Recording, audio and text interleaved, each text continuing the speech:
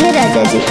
राजा पलंग के पलाई तोर दी हो लहिलाई कान खोली सुन पिया मजा अपना भेटाई अरे भुइया न सुतब की लाग जाई धुरिया हो लाग जाई धुरिया सुना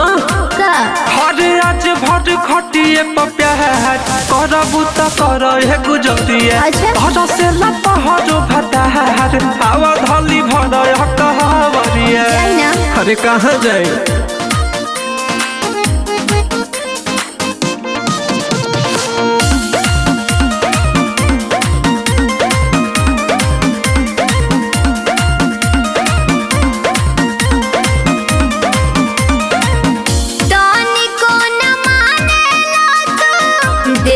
खाली दौर की बड़ायल बाटे है मारा अच्छा खिचला नहीं तने को सारा ओहो रानी झूठे बहाना तू करेलू हो जवन कहीं तवन नहीं करेलू हो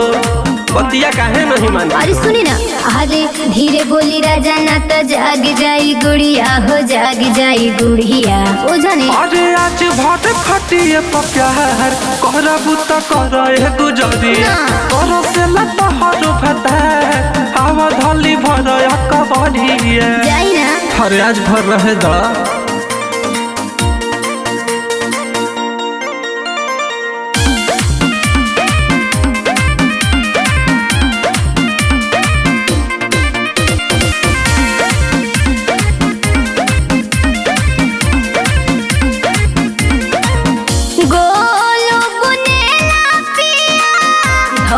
के लजिया कि कहू के हमरो हिया